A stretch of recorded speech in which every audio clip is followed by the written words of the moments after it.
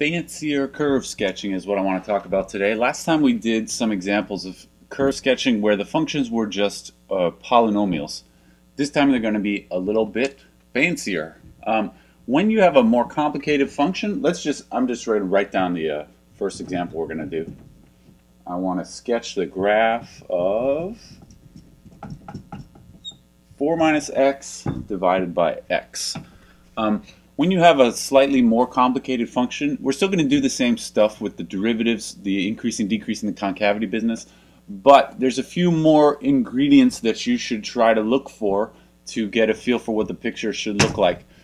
In this case, what I want to look for first of all is any asymptotes. So let me just say our strategy is like before, but let's find any vertical or horizontal asymptotes. All right, do you remember how to do that? Vertical asymptotes are actually easy to do. So vertical tote is when denominator equals 0. All right, whenever the denominator equals 0, that's going to cause a vertical asymptote, and you can see pretty clearly when that is going to happen. Actually, technically, it's when the denominator equals 0, but the numerator does not equal 0. Because if you get 0 over 0, then that could actually be, it could be anything. You don't know actually what happens with a 0 over 0, like we said way back a long time ago. But if the denominator is 0, you got to make sure the numerator is not 0. Then you're going to get a vertical asymptote for your function. So that's something to think about, or that's how you find the vertical asymptote. The horizontal asymptote is a different process. You do the limit as x goes to infinity of f of x, right? That's what a horizontal asymptote is. And we did this, again, a very long time ago. We had some methods for doing that. So that's what we're going to do for this function. Let's just do it.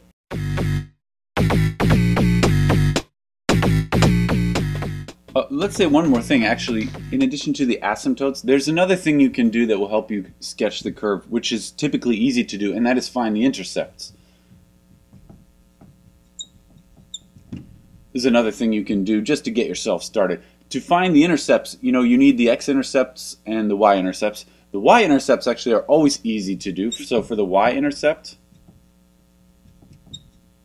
you just plug in x equals 0, and you see what the y value is, and that will tell you what the y-intercept is. The x-intercept would be when y equals 0. So the x-intercept, and you should have learned about this in a pre-calc class, you set f of x equal to 0, solve for x. This is sometimes hard to do. In this example, it's not so hard to do, so we might as well do it because it'll help you to draw the picture. All right, let's go through this example then. All right, let's begin with the asymptotes. So for the vertical asymptote, you want to see when is the denominator equal to 0. So vertical tote happens when the denominator equals 0. It's actually very easy to say this will happen when x equals 0. All right, so there is a vertical asymptote when x equals 0. You can tell just by looking here. If this were a more complicated thing, you would set it equal to 0 and then solve for x. Anyway, in this case, you get x equals 0. I'm going to start drawing the graph over there. The guy with the hood is going to draw it. So start off by putting this vertical asymptote on your graph. Hoodie man here with the pink marker. I'm going to start drawing the graph. So what we know so far is there is a vertical asymptote at x equals 0, which is right along the axis here. I'll write it kind of next there, but I really mean right on the y-axis is a vertical asymptote. All right, let's find any horizontal asymptotes if they exist. Sometimes there is no horizontal asymptote, but anyway, how you find the horizontal asymptote is you take the limit as x approaches infinity of f of x. So the formula here, you go lim x goes to infinity, 4 minus x divided by x. Do you remember when we did this? This was quite a long time ago, but we did the limit as x goes to infinity. We talked about how do you find the limit as x goes to infinity of fractions like this. There was some fairly awesome trick about the degrees on the top and the bottom. Go back and check that out. Make sure you remember those rules. If you remember those rules, you will know immediately the answer here is -1. So that means y equals -1 is a horizontal asymptote. All right, put that one on your graph too. All right, he said there's a horizontal asymptote at y equals -1. That would be here. All right, let's find some intercepts now. This is a not sort of earth-shattering information about the graph, but at least it's easy to figure out. So the y-intercept is just equal to, y equals f of 0. You plug in x equals 0, and that's all there is to it. 4 minus 0 over 0 is 4 over 0. What does that mean? This means this sort of does not exist. There's no such thing as 4 over 0. So that means that the y-intercept does not exist. All right, there is no place where the graph crosses the y-axis. Actually, you already knew that because the graph, we already have decided that it has a vertical asymptote at the origin. So this is actually no new information. What about the x-intercept? All right, for that, you're going to set the equation equal to 0 and then solve for x. How do you solve this for x? I got a fraction here. Let's do like a cross multiply thing. You multiply x times 0, it's still going to be 0, so it'll say 4 minus x equals 0. Add x across there, and it says x equals 4. So there's an x-intercept at x equals 4. Put that on the graph, hoodie man. We got an x-intercept at x equals 4. That means the line, the curve, whatever it is, crosses the x-axis at x equals 4 right there. So my curve is going to go through that point. Doesn't tell me all that much, but it wasn't that hard to figure it out anyway. All right, at this point we have a fairly rough start to the picture of the graph. Now we're going to do that whole increasing and decreasing and concave up and concave down thing to determine what kind of a shape the curve should have. All right, we only have 1 point marked on that graph, so we need to know how to fill in the blanks over there. Let's just get started. So remember, what you do is we're going to find the derivative and the second derivative, and then we're going to find the critical numbers, and then we're going to find the inflection points. Do that whole thing. The derivative, let's do that first of all. I'm taking the derivative right here. You're going to have to use the quotient rule. I hope you remember the quotient rule. It's going to be the bottom times the derivative of the top, which is -1, minus the top, 4 minus x times the derivative of the bottom, which is 1, all over the bottom squared, like that. All right, that's the derivative here. Let's simplify as much as we can because we're going to have to do some stuff with this. Let's just distribute things. I got minus x, minus 4, distribute the minus sign, that's plus x, times 1 doesn't matter, over x squared. Minus x and plus x, they can straight up cancel out, and I get minus 4 divided by x squared. All right, that's the first derivative. From time to time, it might be helpful to write it this way. Minus 4 times x to the minus 2, those are the same as each other. Okay. Let's find the second derivative, just because we're going to have to work with the second derivative also. That would be taking the derivative of this again. That's easy though. You just do the power thing. You're going to get 8x to the minus 3. Okay, this is the second derivative. This is the first derivative. Let's find the critical numbers and then some stuff about the inflection points. Actually, maybe I can do this right here. The critical numbers would be when the derivative equals 0 or when the derivative does not exist, right? Here is f prime of x, right? That's the derivative. So we can say immediately, when is it the case that f prime does not exist? When is the denominator equal to 0? The answer is when x equals 0, all right? We already know actually x equals 0 is a vertical asymptote, so the function doesn't even exist there. That means also the derivative automatically will not exist there. Okay, so the derivative does not exist at x equals 0. What about when the derivative equals 0? This is the other type of critical point, critical number. So we set this up, minus 4 over x squared equals 0. Solve for x. Again, you do like a cross multiply. It says minus 4 equals 0 times x squared, and this never happens, so we say f prime never equals 0. All right, so this right here then is the only critical number. X equals 0 is the only critical number. Okay, let's do a similar thing for the second derivative to figure out where our inflection points could possibly be, if any. Alright, for the inflection points, we're going to do what we just did for critical numbers, only with the second derivative. So, first of all, you talk about when is f double prime, when does f double prime not exist? 8x to the minus 3, it looks like there isn't any denominator, but actually there is, because this is 8 over x to the 3, right? Those are the same as each other. So, when is this denominator equal to 0? The answer is when x equals 0. So, again, this is not a surprise. We already know the whole function as a whole doesn't exist when x is 0. So certainly the second derivative also will not exist when x is 0. What about f double prime equals 0? For that, we set this equal to 0 and solve for x. But again, the same thing's going to happen. I multiply across there, and I get 8 equals 0, which means f double prime never is 0. Okay? So x equals 0 is the only place on the graph where we might see an inflection point. All right, let's make our chart. It's going to label all the critical points, all the critical numbers, and all the possible inflection points. That's just this one. X equals 0 is the only one. And then we're going to have to plug in. All right, 0 is our only special point here. We're going to plug stuff in on the left and on the right to see if the function is increasing or decreasing up here, and then we're going to plug stuff into the second derivative to see if it's concave up or concave down. So for the first derivative, let's plug in, say, f prime of -1. That would be something over here. Go over there. It's going to be minus 4 times minus 1 to the minus 2. This is negative, of course. This, remember, -2 power means that 1 over minus 1 squared. And this is positive because anything squared is positive, so it's going to be negative overall, right? This part is negative, this part is positive. So the answer is actually equal to -4, which is negative, which means the first derivative is negative here, which means it is decreasing right there. All right? Okay, let's plug a point over here.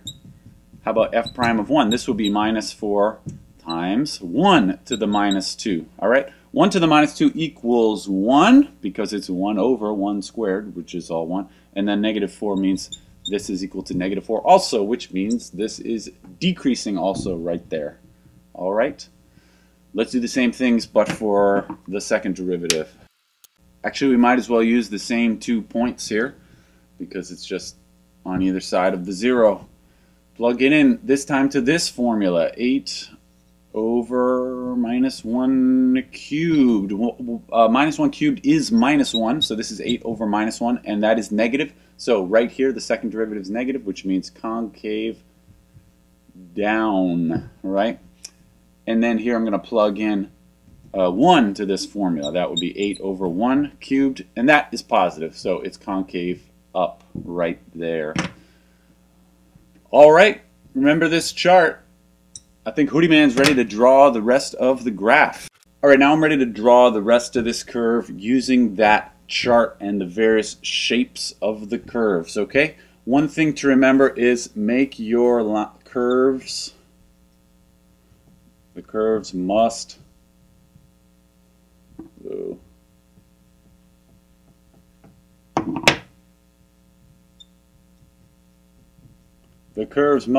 hug the asymptotes. What I mean by that is this is a vertical asymptote, right? So this curve, when it goes out this direction, it's not going to go, say, up there or down there. It has to go approach this asymptote. That's the whole point of asymptotes, right?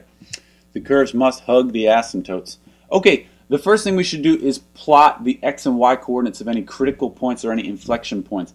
Actually, the only critical number was at x equals 0, and there is no y value there, so we don't even get any of those points to plot. Let's just start drawing the curves. Go back, look at that chart, and ask yourself, what is the shape of the curve in this region when x is greater than 0? Look at the chart, and it says in this region, when x is greater than 0, the thing is decreasing concave up, right? That's what the chart said, isn't it? Yeah, it is. Decreasing concave up, if you recall, has this shape to it. All right, can we draw that shape right here? I think we can. It has to be this shape. It has to go through that point, and the curve has to hug the asymptotes. That means when I draw this curve, it has to approach this asymptote up there. It has to approach this asymptote down here. It has to go through that point, and it has to have this shape. So it should look like that. All right. Okay, what about the portion of the curve on this side? Look back at your chart. What does the curve look like on the to the left of 0? And what the chart said was decreasing concave down. All right. What does that shape look like? Refresh your memory. It looks like that. All right. This is what decreasing concave down looks like. So you got to draw this shape, but it has to hug the asymptotes appropriately. The way to do that is like so. And we have sketched the curve. How do you like that? Let me say a little something about that example that Hoodie Man just completed for you. Actually, in that case, we actually did a little bit more work than we really needed to. Now, over here, you needed to look back at the chart to determine that this is decreasing concave down and therefore has this shape, right? Because you're not sure if it's going to be that shape or this shape. That's another possibility. The reason you know it's this one rather than this one is because it said decreasing and concave down, which must look like that rather than like that. You know it has to be one of these two because it has to hug the asymptotes, right? Over here, though, I think actually you know for sure it has to be this one, right? It has to hug the asymptotes. So the only things it could be are like that or like that, right? But it can't be this one because you also know it goes through this point, and this sort of a thing is not allowed, because that would be another critical point, and you already know that this function doesn't have any critical numbers other than right at 0. All right. So actually, what I'm trying to say here is sometimes you don't actually need the whole chart to determine where these things are going to go, because you know the curve has to hug the asymptote. It actually narrows down the possible things that it could look like. All right. So we're going to do one that's a little bit more complicated, but we're going to use the asymptotes to alleviate some of the chart diagramming. That'll make it a little easier.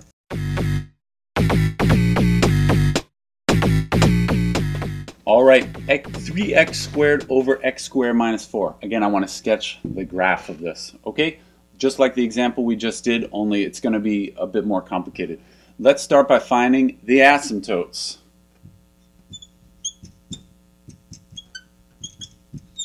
All right, vertical asymptotes, you set the denominator equal to 0 and solve for x. I can do that. Can you see that marker? I don't know. I'm going to try and press harder. How do you solve this for x? You can add the 4 over there. X squared equal 4. Square root both sides. X equal plus or minus 2. All right, so there's 2 vertical asymptotes. They are at x equal minus 2. X equal plus 2. Take it away, Hoodie Man. I'm rocking the blue this time. First thing is vertical asymptotes. There are 2 vertical asymptotes at plus and minus 2. So right there is 2 vertical asymptote. Negative 2 vertical asymptote. Okay, how about horizontal asymptotes? Horizontal asymptotes means you do the limit as x approaches infinity of this function, 3x squared. Sorry about the squeaks here. I'm trying to press hard. I'm going ham here. What do you do with this? Limit as x goes to infinity of that is 3. You remember your tricks for limit as x goes to infinity? I hope you do. If you do, you will immediately remember the answer is 3. Okay, there's a horizontal asymptote at x equals 3. Put that on your picture. All right, Hoodie Man can do that.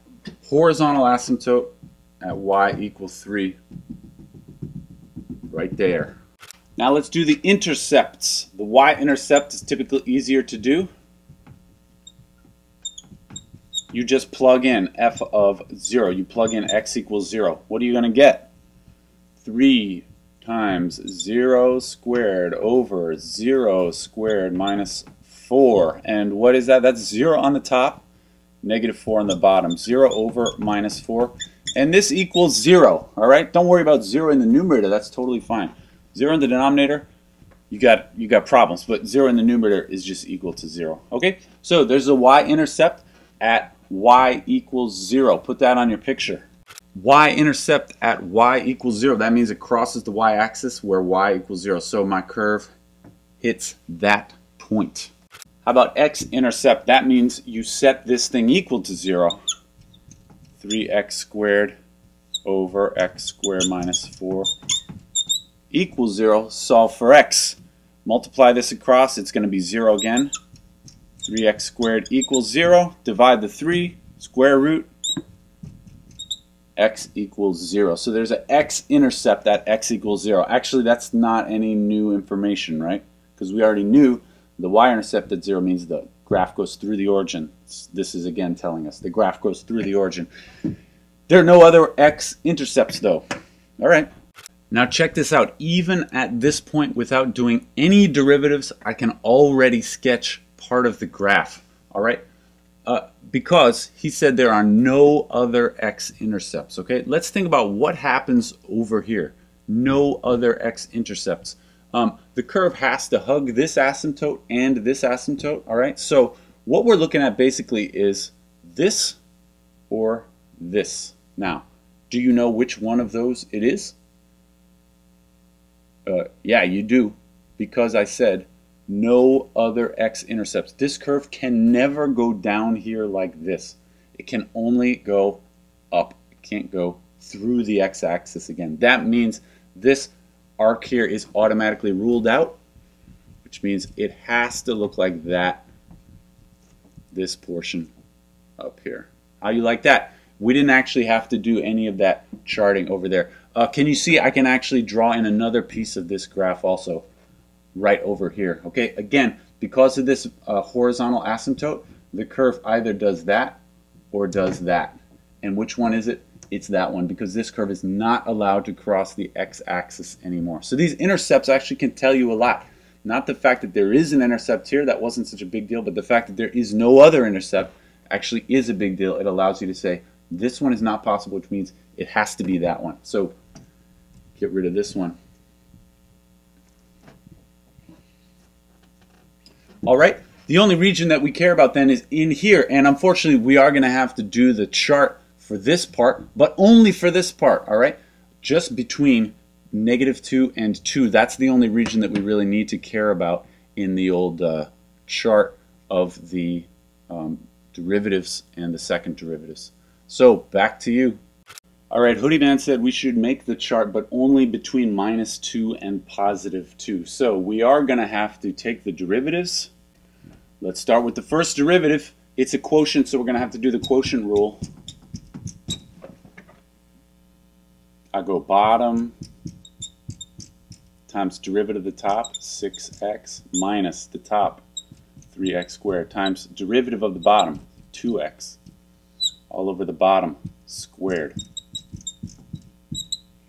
Let's try and simplify if we can. I'm going to leave that like it is. Up here, distribute the 6x. 6 like that, right? 24x. Over here, you can combine this and you're going to get 6x cubed, and it's minus, so minus 6x cubed. All of this over the same denominator. And 6x cubed minus 6x cubed, you can cancel that. And what I get is, this is my final answer, minus 24x over x squared minus 4 squared.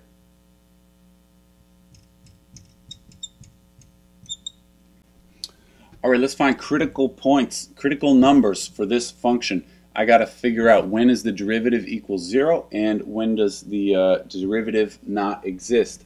Derivative not existing is easy enough. We set the denominator equal to 0. X squared minus 4 squared equals 0. Take a square root and it says x squared minus 4 equals 0. So actually, the places where this does not exist is just the same as the places where this does not exist, right? It comes down to when is x squared minus 4 equal to 0, and the answer is x is plus or minus 2. All right, we already had those two asymptotes on the picture, so there's no new information from here. What about when the derivative equals 0? Set the derivative equal to 0. All right, as usual, multiply this denominator over here, it disappears, and we get minus 24x equals 0. Divide the 24, x equals 0. So this is a critical number when x equals 0. All right. Now, actually, I don't think Hoodie Man realized this, but when I look at that graph over there, remember it looked like something up there, right? I have a point here. This is a place when the derivative is going to be 0. Now, we have to decide, for instance, in this region, because of this asymptote, we already know that the curve either looks like that or looks like that, right? I think actually it's not even necessary to do the business about the concavity. All that we really need to know is it increasing or decreasing? Because the fact that it fits the asymptote, if I find out that it's increasing, it automatically has to be this one. And if it's decreasing, it automatically has to be this one. And you can tell the concavity is sort of built into that, right? And similarly over here. So when I do my charts, I'm not even going to do the second derivative, all right? My charts only need to do the first derivative because that will be enough to draw the picture. If you're doing one of these examples and you can't tell how much work do I really need to do, you can always do more. It's not going to hurt you. It might hurt your, might hurt your social life if you're spending more time on this than everybody else. But like I said, I'm only going to have to check increasing or decreasing. You don't actually need to check the concavity because of this asymptote here. So let's do that increasing, decreasing chart. For the first derivative, I only had 3 critical numbers. They were -2 and 2, and also 0. And like Hoodie Man said, I don't actually care about this stuff or this stuff because we already know what the graph looks like in those regions. So I'm only going to care about this right here. So let's choose -1 to plug in. F prime of -1 is -24 times -1 divided by -1 squared minus 4, whole thing squared. The denominator as a whole is being squared, so actually the denominator is going to be positive, and the numerator is -24 times -1, which is positive 24. So this whole thing is positive, which means, this is the area I'm talking about, it is increasing right there, all right? And then over here, let's do f prime of 1, -24 times 1 over 1 squared minus 4 squared. Again, the whole denominator is being squared, so that's going to be positive on the bottom, but it's negative on the top, so this is a negative, so my function is decreasing right there. Okay, you don't actually need to find the concavities. It's going to be decreasing here, so it is this one and not that one. And it's going to be back here increasing. You know, your choices were that one versus that one, but it has to be increasing, so it has to be this one, because that one is decreasing, so not that one. All right. If Hoodie Man cares about the concavity, you just tell him, all right, I guess this is concave down throughout, right? Because it doesn't actually matter. All you need to know is that it's increasing, increasing over here and decreasing over there. All right, what he said was, right here, this is my only critical number when x equals 0. When x is greater than 0, look at the chart. It said decreasing concave down. That curve looks like this. How about over here? Look back at your chart. It says increasing concave down, which is this shape.